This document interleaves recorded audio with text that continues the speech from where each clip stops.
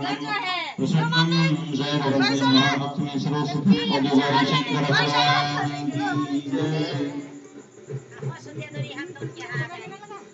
श्री गणेशाय नमः, श्री सरस्वती नमः, श्री परम गुरु निर्गुणेभ्यो नमः।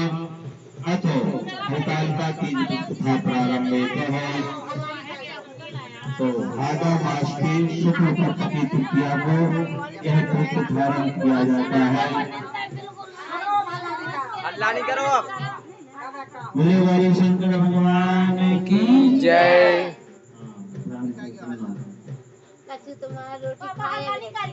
भादव की शुक्ल पक्ष की तृतीया को यह व्रत धारण किया जाता है। तो भगवान कहते हैं, श्री परम पावन भूमि कैलाश पर्वत पर विशाल वट माने बरगद के वृक्ष के नीचे भगवान से पार्वती सभी गणों के शहर में बागांबर पर विराजमान थे। बलभद्र, वीरभद्र, श्रृंगी, लिंगी, नंदी आदि अपने अपने पैरों पर सदाशिव के दरबार में शोभा बढ़ाए रहे थे। गंधर्व, किन्नर और ऋषि हरि भगवान के अनुष्ठित छंदों से स्तुति का गान कर रहे थे। अल्पों की बातों में संलग्न थे। इसी शुभ अवसर पर महारानी पार्वती जी ने भगवान शंकर जी के दोनों हाथ जोड़ करके प्रार्थना की और कृष्ण पूछने लगी। पार्वती जी कहती है, महेश्वर मेरे बड़े सौभाग्य हैं जो मैंने आप सरी के पति का वर्ण किया है। क्या मैं जान सकती हूँ कि मैंने यह कौन सा पुण्य अर्जन किया है? आप अंतर्यामी हैं, मुझको बताने की कृपा करें। पार्वती जी की ऐसी प्रार्थना सुनने पर शिव जी बोले, हे बरानने, तुमने अति उत्तम पुण्य का संग्रह किया था जिसे तुम्हें मुझे प्राप्त किया है। वह अति गुप्त है। अब तुम्हारे आग्रह पर प्रकट करता हूँ। तथा प्रारंभ होती है भादों के मास में शुक्ल पक्ष के तीज का व्रत हरतालिका के नाम से प्रसिद्ध है। यह व्रत जैसे तारागणों में चंद्रमा, नवग्रह में सूर्य नारायण और पुराणों में ब्राह्मण, देवताओं में गंगा, पुराणों में महाभारत, वेदों में सामवेद, इंद्रियों में मन, ऐसा ही व्रत श्रेष्ठ। जो तीज व्रत हस्त नक्षत्र पड़े वह उसे करे और व्रत करने से महान पुण्यदायक होता है। ऐसा सुनकर पार्वती जी ने कहा, महेश्वर मैंने कौन से और कब कैसे यह व्रत को धारण किया है विस्तार पूर्वक हमें श्रवण कराइए। इतना सुनकर के भगवान शंकर गंभीर हो गए और बोले कि भगवान उमा भारत के उत्तर में श्रेष्ठ एक पर्वत है। उस के राजा का नाम हिमवान है। वहाँ तुम भागवती रानी मैना से उत्पन्न हुई थी। तुमने बाल्यकाल से मेरी आराधना करना प्रारंभ कर दिया था। कुछ उम्र बढ़ने पर तुमने हिमालय की गुफाओं में जाकर के मुझे पाने के लिए तपस्या की। तुमने ग्रीष्म काल में बाहर चट्टानों में रह करके आसन लगा करके तप किया।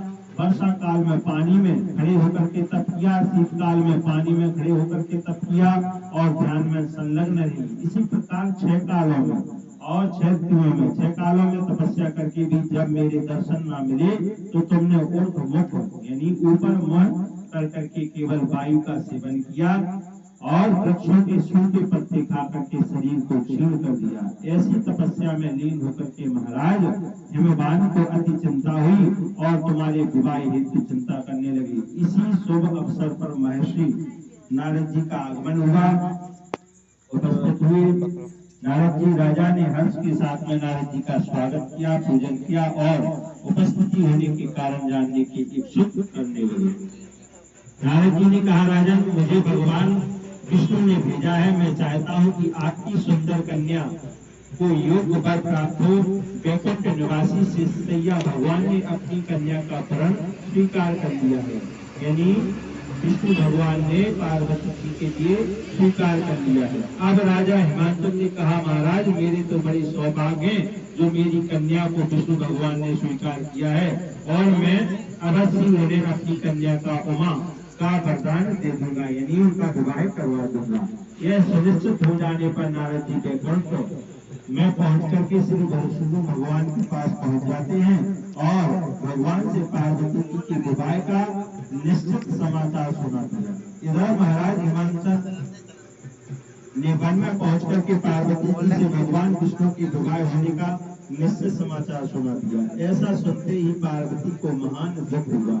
उस दुख से वह ग्रहण करने लगी, रोने लगी, विलाप करने लगी और विलय का निश्चित समाचार करके होकर के अपनी सखी के साथ पहुंच गई और सखी के पास में पहुंच करके रोने लगी। तुम्हारा विलाप देख करके सखी ने तुम्हारी इच्छा जानकर कहा, देवी मैं तुम्हें ऐसी गुफा में तपस्या के लिए ले चलूंगी जहाँ तुम्हें महाराज हिमवान भी कभी भूल नहीं सकेंगे। ऐसा कहकर के उमा सहेलियों के सहित में हिमालय की गहन गुफा में विलीन हो गई। तब महाराज हिमवान घबरा करके पार्वती जी को ढूंढने के लिए चले गए और विलाप करने लगे, रोने लगे कि मैंने विष्णु भगवान को वचन दिया है और कैसे पूर्ण हो सकेगा। ऐसा कहकर के मूर्छित होकर के भूमि पर गिर पड़े। तत्पश्चात सभी पुरवासियों के साथ में लेकर के ढूंढने के लिए महाराज ने पर्यादर्पण पर ऐसी चिंता करके कहा कि क्या मेरी कन्या को या तो व्याघ्र ने खा लिया है, शेर ने खा लिया है, या सर्प ने डस लिया है, या कोई राक्षस हर से ले गया। उस समय तुम अपनी सहेली के साथ में ही गहन गुफा में पहुंच करके बिना अन्य जल के मेरे व्रत को आरंभ किया और आरंभ करने लगी। उसी भादों के मास में तृतीय शुक्ल पक्ष के हस्त नक्षत्र हमें पता हो तो हम तो कल का वाले थे चार सिंहासन हिलोगा। तो मैंने आकर के तुम्हें दर्शन दिया और तुमसे कहा, देवी मैं तुम्हारे पुत्र और पूजन से अति प्रसन्न हो गया हूँ, तुम अपनी कामना का मुझे वर्णन करो।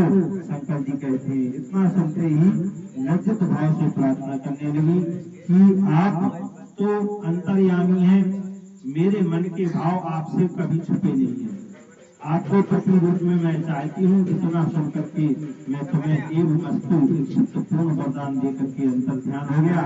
इसके बाद में तुम्हारे पिता हिमवान मंत्रियों सहित घूमते घूमते नदी के तट पर पहुंचे और तट पर पहुंच करके मारे शोक से मूर्छित होकर के भूमि पर गड़ पड़े। उसी समय तुम सहेली के साथ में बालू की मूर्ति विसर्जन करने के लिए नदी के तट पर पहुंची तो तुम्हारे नगर निवासी मंत्रीगण हिमवान शायद तुम्हारे दर्शन कर अति प्रसन्नता को प्राप्त हुए और तुमने निपट करके रोने लगे।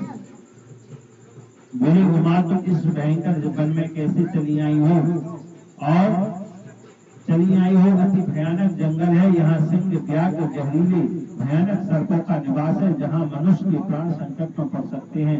अतः ये पुत्री इस भयंकर वन को त्याग करके अपने गृह को प्रस्थान करो, अपने घर के लिए चलो। पिता के ऐसे कहने पर तुमने कहा, पिताजी मेरा अगुवाई तुमने भगवान विष्णु के साथ में स्वीकार किया है, इससे मैं इसी वन में रह करके अपने प्राण विसर्जन कर दूंगी, लेकिन मैं भगवान विष्णु के साथ में कदापि विवाह नहीं करूंगा। ऐसा सुनकर के महाराज हिमांचल अति दुखी हुए, बोले, प्यारी पुत्री तुम शोक चिंता मत करो, मैं तुम्हारा विवाह कदापि भगवान विष्णु के साथ में नहीं करूंगा। मैं तुम्हारा अभिष्ट फल जो तुम्हें पसंद है उसी सदाशिव के साथ में कर दूंगा। तब तुम मेरे पर अति प्रसन्न होकर के सहेली के साथ में नगर के साथ उपस्थित होकर के अपनी माता अन्य सहेलियों से मिलती हुई। कुछ समय बाद शुभ मुहूर्त आया और विवाह विधि के साथ में महाराज हिमवान ने महारानी मीना के साथ कर्पूर्ण अर्जन किया है। वे सौभाग्यशाली जिस सहेली ने तुमको हरण करके हिमालय की गुफा में रखा और मेरी प्राप्ति का व्रत किया है, इसी व्रत के प्रभाव से इसका नाम हरताल का पड़ गया है। यह व्रत सब व्रतों में उत्तम श्रेष्ठ है। इस प्रकार सुनकर के माता पार्वती ने कहा, हे प्रभु आपने मेरे मिलने की सुलभ कथा सुना करके मुझे प्रसन्न तो किया है, पर इस व्रत के करने का विधान नहीं सुनाया, फल नहीं सुनाया, कृपया करके इसको भी सुना दीजिए तो मुझे अति प्रसन्नता होगी और पृथक फल सुनाइए। इतना सुनकर के भगवान सदाशिव ने कहा, हे प्रिय मैं इस व्रतराज का फल सुनाता हूँ। यह सौभाग्यशाली नारी के लिए व पति चाहने वाली कन्याओं के लिए करना चाहिए। यह व्रत भादों के शुक्ल पक्ष की द्वितीय को शाम को आरंभ करके तीज का व्रत धारण करें। यह व्रत निर्हाल बिना फल आहार निर्जला होकर के रखना चाहिए। भगवान शिव पार्वती जी की प्रतिमा प्रतिमा स्वर्ण की बनाए या बालू की बनाए या मिट्टी की बनाए और मूर्ति बना करके स्थापित करें। केले पुष्प आदि से खंभे को स्थापित करें। रेशमी वंश बांध करके चंदेरा बांध करके बंधनवार लगा करके भगवान शिव की मूर्ति बना करके स्थापित करें। वैदिक मंत्रों से स्तुति करें। गान वाद्य शंख मृदंग झांझ आदि से रात्रि में जागरण करना चाहिए और भगवान शिव के पूजन के बाद में फल फूल पकवान लड्डू मेवा मिष्ठान तरह तरह के भगवान को भोग लगावें और सामग्री समर्पण करें। फिर ब्राह्मणों को द्रव्य अन्न देकर के पात्र में आगे का दान करें और युक्त देना चाहिए। भगवान शिव की प्रति वस्तु को सिद्ध पंचाक्षरी मंत्र का जाप करना चाहिए, यानी 5 अक्षरों का जो जाप दिया गया है ओम नमः शिवाय का रात्रि भर जागरण करना चाहिए और जाप करते हुए भगवान की प्रार्थना करें। कहकर के समर्पित करना चाहिए। प्रार्थना के समय अपनी इच्छा भगवान के सामने प्रेरित करें। जो भी जिसकी इच्छा हो, जिस कामना से यह व्रत करता हो, वो भगवान के सामने अपनी मनोकामना प्रेरित करें और फिर पार्वती जी से यहाँ लिखी प्रार्थना करें। प्रार्थना जय जगमाता मेरी भाग्य विधाता, तुम हो पार्वती शिव प्यारी, तुम दाता नंद पुरारी। सती संतों में रेख तुम्हारी जय हो, आनंद के दाता इच्छित पर मैं तुमको पाऊं, भूल चूक को दुख न उठाऊं, भाव भक्ति को तुमको पाऊं, कर दो पूरन वाता जय जगमाता। इस प्रकार प्रार्थना करके हाथ में पुष्प लेकर के दोनों हाथ में लेकर के पुष्पांजलि समर्पण करें भगवान के लिए। फिर चतुर्दशी को चतुर्दशी माने चौथ के दिन शिवलिंग किसी नदी या तालाब में भगवान का विसर्जन करें। फिर 3 ब्राह्मणों को भोजन करा करके दक्षिणा देवें। इस व्रत करने से इस प्रकार यह व्रत संपूर्ण हो जाता है और नारी सौभाग्यवती होती है, धन पौत्रों से सुखी होकर के जीवन व्यतीत करती हैं। कन्याओं के व्रत करने से कुलीन धनवान वर को प्राप्त हो जाता है और सौभाग्य हो जाता है, ऐसा कहा है। ये देवी जो सौभाग्यवती नारी इस व्रत को धारण नहीं करती हैं, वो बार बार पुत्र को सुख को प्राप्त होती हैं। स्कंदे देवाखंडे। और जो रात्रि में सो जाती हैं, वो जन्मोदर बनती हैं, जो मिष्ठान इत्यादि खाती हैं, वो चीटी बन जाती हैं।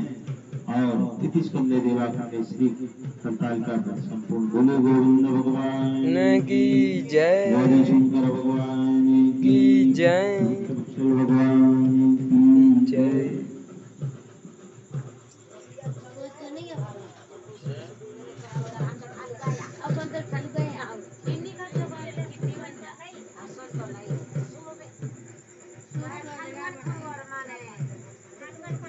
तीज कथा, हरतालिका तीज कथा।